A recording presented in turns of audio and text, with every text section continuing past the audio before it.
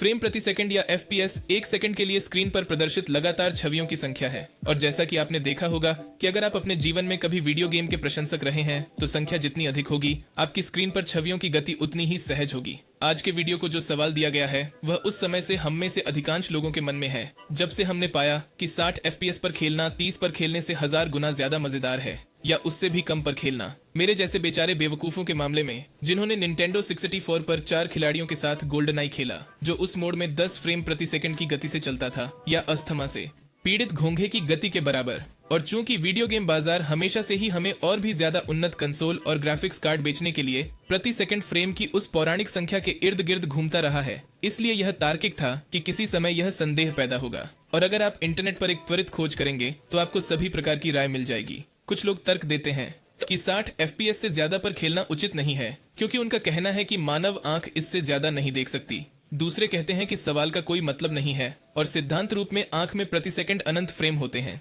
और जबकि एक फोरम में कोई कहता है कि सामान्य रूप से 45 FPS पर देखना होता है, लेकिन सैन्य पायलट 250 तक देखने के लिए प्रशिक्षण ले सकते हैं। वहीं कुछ ऐसे भी हैं जो कहते हैं कि सवाल का जवाब प्रकाश की गति होगी। और खैर, यह सब बहुत जल्दी बहुत भ्रामक हो जाता है, लेकिन चिंता न करें क्योंकि इस तरह के रहस्यों को सुलझाने के लिए लूलिया है। स्पष्ट करने वाली पहली बात यह है कि हम वास्तविकता का उल्लेख ऐसे नहीं कर रहे हैं जैसे कि यह एक वीडियो गेम या ऐसा कुछ हो।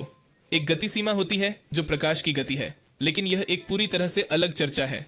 यहाँ हम इस बारे में बात कर रहे हैं कि हम उस वास्तविकता को कैसे देखते हैं, और सवाल यह है कि हम अपनी आंखों से जीवन को प्रति सेकंड कितने फ्रेम देखते हैं, जो एक और सवाल है जिसकी हमें सावधानी पूर्वक समीक्षा करनी होगी। वास्तव में मानव आंख और गेमिंग मॉनिटर बहुत अलग तरीके से काम करते हैं।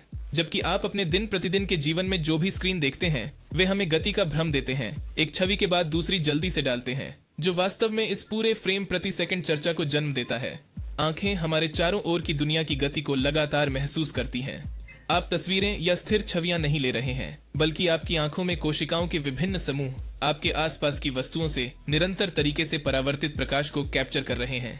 इस प्रकार यह दृश्य जानकारी छवियों में अलग किए बिना आपके मस्तिष्क तक पहुंचाई जाती है। एक तरह से तुलनीय है कि आपकी सुनने की क्षमता या स्वाद की भावना में एक ताजा दर नहीं होती है जिसे हम माप सकते हैं, लेकिन इसका यह भी मतलब नहीं है कि हम कह सकते हैं कि आंखें प्रति सेकंड फ्रेम की अनंत दर देखती हैं। और यहाँ मुश्किल हिस्सा आता है। कैमरे भौतिक सीमाओं के साथ एक तंत्र है, इसलिए तार्किक रूप से हमारे मस्तिष्क द्वारा संसाधित की जा सकने वाली दृश्य जानकारी की मात्रा की एक सीमा होनी चाहिए। ऐसा अवश्य ही होगा क्योंकि यद्यपि आंखें लगातार दृश्य सूचना प्राप्त करती हैं, फिर भी मस्तिष्क में न्यूरॉनों की संख्या सीमित होती है और हमारी आंखों में फोटो रिसेप्टर कोशिकाएं होती हैं। लेकिन इसके बारे में बात करना यह कहने से कहीं अधिक जटिल है कि मानव आंख में प्रति सेकंड फ्रेम की एक सीमा होती है और बस इतना ही। निश्चित रूप से हम सभी फ्लोरोसेंट लाइट के बारे में जानते हैं। मेरे परिवार में हम कम बिजली बिल पाने के लिए ऊर्जा बचत वाले बल्बों का इस्तेमाल करते थे, और मैं दुनिया के हर विश्वविद्यालय में उदास और निराशाजनक रोशनी देने के लिए इस्तेमाल की जाने वाली उन फ्लोरोसेंट ट्यूबों को कभी नहीं भूलूंगा। खैर, ऐसा होता है कि ये लैंप निरंतर रोशनी नहीं देते हैं, लेकिन उनमें एक झिलमिलाहट होती है जो उनके द्वारा उपयोग की जाने वाली ऊर्जा धारा की आवृत्ति पर निर्भर करती है। इस प्रकार ऊर्जा की बचत होती है। यह नग्न आंखों के लिए बहुत ध्यान देने योग्य नहीं है, लेकिन मानो या न मानो वे आमतौर पर प्रत्येक देश के प्रत्यावर्ती धारा के आधार पर प्रति सेकंड 50 से 60 बार की आवृत्ति के साथ झिलमिलाते हैं। लेकिन यह टिमटिमाती रोशनी टिमटिमाती नहीं दिखती, यह निरंतर दिखती है, और यह महत्वपूर्ण झिलमिलाहट आवृत्ति या CFF के कारण है। सीधे शब्दों में कहें तो महत्वपूर्ण झिलमिलाहट आवृत्ति शब्द उस आवृत्ति को संदर्भित करता है जिससे एक टिमटिमाती रोशनी मानव पर्यवेक्षक को निरंतर दिखाई देती है। यह एक निश्चित संख्या नहीं है और व्यक्ति और कई शारीरिक और मनोवैज्ञानिक कारकों के आधार पर 50 और 90 हर्ट्ज के बीच उतार चढ़ाव करती है। वैसे हर्ट्ज प्रति सेकंड आवृत्ति का एक माप है और हम इस वीडियो में इसका बहुत उपयोग करेंगे। बस याद रखें कि 1 हर्ट्ज एक FPS या प्रति सेकंड एक फ्रेम के बराबर होता है। यही कारण है कि कभी कभी फ्लोरोसेंट लाइट कुछ लोगों को माइग्रेन या मिर्गी दे सकती है, लेकिन इसका मतलब यह नहीं है कि हम प्रति सेकंड 50 या 90 फ्रेम देख रहे हैं और बस। और इसका कारण बहुत सरल है। CFF प्रभाव वीडियो कैमरे में नहीं होता है। इसकी गति की परवाह किए बिना झिलमिलाहट देखी जा सकती है, और वास्तव में यह कैमरों के साथ समस्याएं पैदा करता है क्योंकि जिस आवृत्ति पर इसे रिकॉर्ड किया जा रहा है, यानी कैमरे के प्रति सेकंड फ्रेम फ्लोरोसेंट लैंप की झिलमिलाहट से टकरा सकते हैं यदि एक दूसरे की तुलना में तेज या धीमा हो जाता है, और यह सुंदर नहीं दिखता है।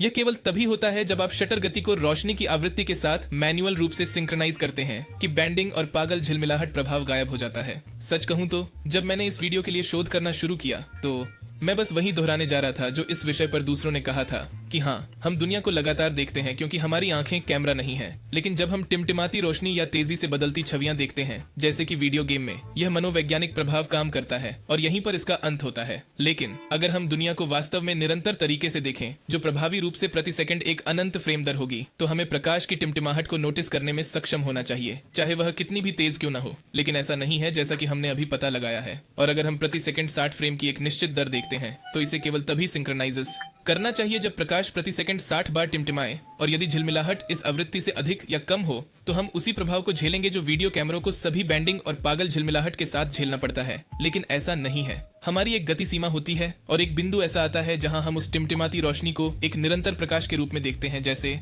कि हमारे पास निरंतर दृष्टि हो। लेकिन साथ ही हम ऐसा नहीं करते हैं। और इस सारी उलझन के बीच मैंने एकिनेटोप्सिया की खोज की। एकिनेटोप्सिया एक बहुत ही दुर्लभ न्यूरोलॉजिकल विकार है और इसके कारण रोगी अपनी दृष्टि के क्षेत्र में वस्तुओं की गति का ट्रैक खो देता है। और वास्तव में इस स्थिति का अध्ययन करने वाले समीर सेकी द्वारा लिखे गए एक अध्ययन में रोगी के वर्ष में ही नाम प्रस्तावित किया गया था। फिर भी मैं 1980 के दशक से लेकर आज तक के रोगियों पर किए गए अध्ययनों को खोजने में सक्षम था और वर्णन हमेशा एक जैसा ही था। चलती हुई वस्तु को देखने के बजाय रोगी उस वस्तु को स्थिर छवियों की एक श्रृंखला में देखता है, जैसे कि यह बहुत धीमी गति से चल रही कोई फिल्म हो। रोगी की रिपोर्ट से लगता है कि यह बहुत धीमी गति है। ऐसा लगता है कि सबसे चरम मामलों में स्थिर छवियां लगभग 1 सेकंड की गति से बदलती हैं। इसलिए इस तरह से जीना यातना होगी। और इस वजह से मैंने खुद को इस शोध में उस स्तर तक डुबो दिया जिसकी मुझे उम्मीद नहीं थी। जब आप इंटरनेट पर हर किसी के द्वारा कही गई बातों से आगे बढ़ते हैं और आप इस पर किए गए वैज्ञानिक अध्ययनों को पढ़ना शुरू करते हैं कि क्या हमारी दृष्टि निरंतर है या यह प्रति सेकंड फ्रेम के अनुरूप कुछ में विभाजित है, तो पहली बात जो आप देखेंगे वह यह है कि यह शोध का एक क्षेत्र है जिसका आज भी अध्ययन किया जा रहा है। यह वास्तव में हल नहीं हुआ है, जैसा कि मुझे स्कूल में विश्वास दिलाया गया था। कई सिद्धांत प्रगति पर हैं और एकिनेटोप्सिया असतत धारणा के सिद्धांत के पक्ष में कई तर्कों में से एक है, जो यह मानता है कि हमारी धारणा वास्तव में निरंतर नहीं है, बल्कि मस्तिष्क हमारी इंद्रियों द्वारा भेजी गई सूचना के अलग अलग नमूनों का उपयोग करके हमारे आसपास की चीजों को संसाधित करता है। यह सिद्धांत केवल दृष्टि के क्षेत्र को ही नहीं, बल्कि सभी धारणाओं को शामिल करता है। और इसका एक प्रारंभिक बिंदु यह है कि यह एक ज्ञात तथ्य है कि हमारे न्यूरॉन्स कोशिका में प्रवेश करने और छोड़ने वाले अलग अलग सोडियम, पोटेशियम और कैल्शियम आयनों द्वारा सक्रिय होते हैं। वे सूचना के अलग अलग पैकेट हैं, इसीलिए शारीरिक रूप से वे निरंतर सूचना नहीं हो सकते। मेरा विश्वास करो, यह वीडियो बहुत आसान सामग्री वाला होना चाहिए था, लेकिन मैंने कई वैज्ञानिक अध्ययन पढ़े जिन्हें मैं विवरण में दिनों के लिए छोड़ दूंगा। और यह एक बहुत ही गहन विषय है। असतत धारणा सिद्धांत के पक्ष में एक और तर्क LSD सेवन के दौरान उत्पन्न दृश्य निशानों के रूप में आता है, या मस्तिष्क क्षति या कुछ तंत्रिका संबंधी विकार के उत्पाद के रूप में। इन निशानों को चलती वस्तुओं के मार्ग में छोड़ी गई स्थिर छवियों की एक श्रृंखला के रूप में वर्णित किया गया है। और यह एक दृश्य प्रभाव है जो कई एक्सपोजर स्ट्रोबोस्कोपिक तस्वीरों की तरह है, जैसे कि आप स्क्रीन पर देखते हैं, जो निरंतर धारणा के सिद्धांत से सीधे टकराता है जो मुझे स्कूल में पढ़ाया गया था।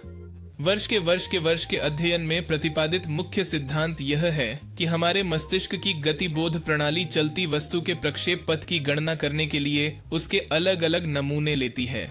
ये नमूने हम अपनी सचेतन धारणा में नहीं देखते हैं, लेकिन नमूनों का दमन मस्तिष्क क्षति, LSD जैसे पदार्थों के सेवन या तंत्रिका संबंधी विकार होने पर विफल हो सकता है, जो दृश्य जागरण, एकिनेटोप्सिया और निरंतर वैगन व्हील प्रभाव जैसी अन्य समान घटनाओं को पूरी तरह से समझाएगा, जो वास्तविक जीवन में स्क्रीन की तरह ही होता है। यह सिर्फ हिमशैल का सिरा है और असतत धारणा का सिद्धांत अविश्वसनीय रूप से दिलचस्प है। लेकिन हमने अभी जो चर्चा की है वह आज के वीडियो के विषय को हल करने के लिए पर्याप्त होना चाहिए, या ठीक है, लगभग।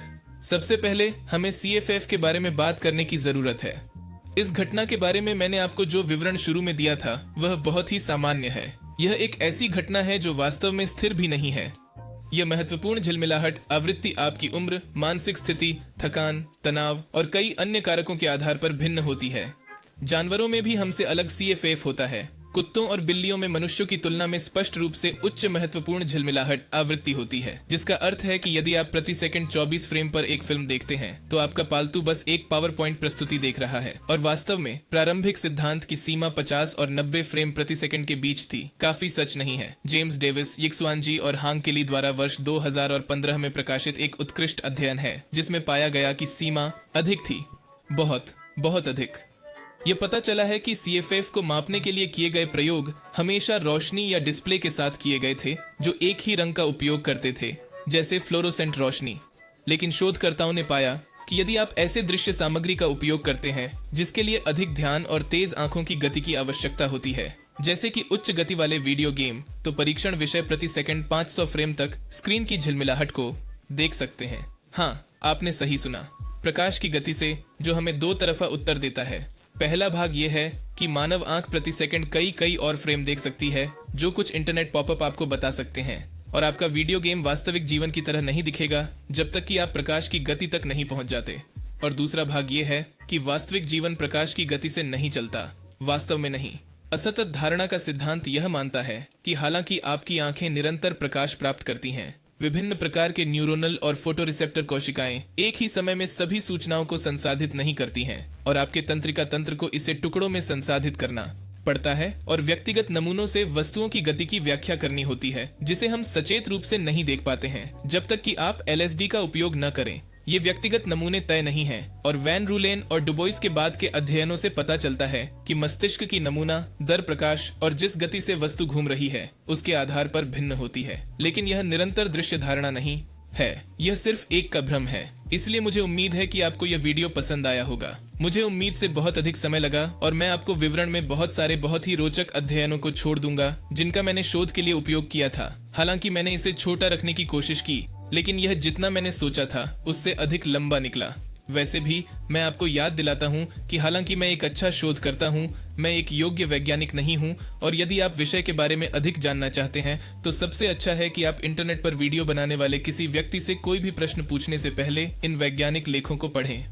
या तो ऐसा करें या फिर रुफिन वैन रूलेन को लिखें। वह व्यक्ति कम से कम 15 वर्षों से असतत धारणा सिद्धांत पर शोध और शोध पत्र प्रकाशित कर रहा है, और मुझे यकीन है कि वह मुझसे कहीं ज्यादा जानता है। इसलिए और कुछ नहीं कहने के साथ समय समय पर अपनी आंखों को आराम देना याद रखें, और मैं आपको अगले वीडियो में देखूंगा।